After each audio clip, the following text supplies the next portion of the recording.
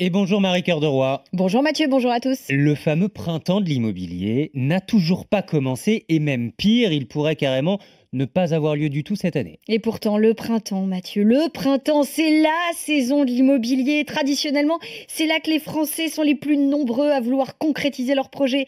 Et bien cette année, rien n'est moins sûr. Non seulement le climat anxiogène a refroidi les acheteurs potentiels, mais surtout Mathieu, les conditions d'emprunt se sont nettement durcies. Alors le premier frein, on en parle assez régulièrement, ce sont les taux d'intérêt eux-mêmes. Le courtier Vous Financer nous dit que depuis le début de l'année, les taux sont passés en moyenne de 1,2% pour un crédit sur 20 ans à 1,5%, mais certaines banques affichent des hausses de 0,6% en seulement 3 mois, c'est considérable. Oui, c'est très conséquent parce qu'en plus il y a cette hausse des taux d'intérêt d'un côté et de l'autre il y a un taux qu'on connaît moins mais qui est important aussi pour décrocher des crédits. De plus en plus de ménages n'y arrivent plus à cause du taux d'usure. C'est quoi ce taux d'usure, Marie? En quoi c'est un problème pour l'accès au crédit? Alors attention, c'est compliqué, mais je vais essayer de vous expliquer.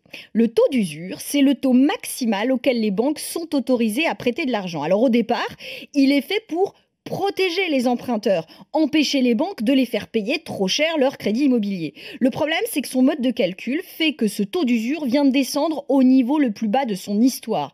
Et contrairement à ce que vous êtes en train de croire, là je le vois, c'est pas du tout une bonne nouvelle, car parallèlement, on vient de le dire, les taux d'intérêt eux-mêmes sont en train de remonter. Autrement dit, votre taux global, assurance et frais de dossier inclus, dépasse de plus en plus souvent celui de l'usure. Et si c'est le cas, la banque ne peut légalement plus vous accorder le crédit. C'est ce qu'on appelle un effet ciseau. Ça paraît compliqué là, mais c'est une vraie problématique aujourd'hui. Le courtier Vous Financer raconte que dans certaines de ses agences, 20% des dossiers ne passent plus à cause de ce taux d'usure. Et au-delà de ces taux, il y a un autre frein important, Marie, ce sont les exigences des banques dans ce climat d'incertitude, tiens, notamment en matière d'apport personnel. Ouais, et là, c'est le courtier Finance Conseil qui a dévoilé récemment le niveau de l'apport personnel moyen réclamé par les banques en ce début d'année.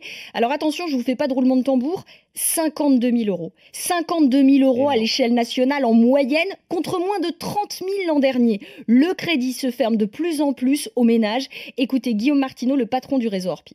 On constate que les banques demandent une augmentation de la capacité d'emprunt. On doit être aux alentours de 20% d'apport personnel. Donc tout le monde ne peut pas suivre. C'est normal que les banques fassent attention à qui elles prêtent. Il faut qu'on puisse rembourser derrière. Mais on s'aperçoit que des jeunes primo-accédants, des jeunes cadres aussi, qui gagnent confortablement leur vie, rencontrent des difficultés. Donc non, je pense que c'est le moment de tout le monde prenne conscience que chacun doit redevenir raisonnable. Faire baisser les prix, c'est pas l'objectif, c'est juste de ramener un juste prix et que tout le monde s'y retrouve. Ouais, bon, faire baisser les prix, oui, on en rêve tous. En attendant que ça arrive vraiment, Marie, il y a un autre problème pour l'accès immobilier. Ça commence à faire beaucoup de problèmes, hein. Oui, je vous avais prévenu, hein. Cet autre problème, ce sont les prix, mais les prix du carburant. Oui, exactement. On en avait déjà parlé ensemble sur RMC. Les banques commencent à prendre en compte l'éloignement du lieu de travail. Plus le logement que vous allez choisir sera loin, plus la banque vous réclamera un reste à vivre important. En clair, elle va prendre en compte vos dépenses de carburant. Certaines banques préfèrent même carrément refuser les prêts passés une certaine distance.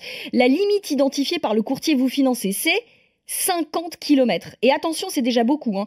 Pour un couple, par exemple, comptez 100 kilomètres par jour, aller-retour pour l'un et pour l'autre, soit un coût de 500 euros par mois pour le ménage. Les banques préfèrent donc anticiper ces dépenses avant de vous accorder le crédit. Notez qu'elles sont aussi de plus en plus nombreuses à prendre en compte la qualité du logement que vous souhaitez acheter. Si vous choisissez une passoire thermique, par exemple, vous avez intérêt à avoir une sacrée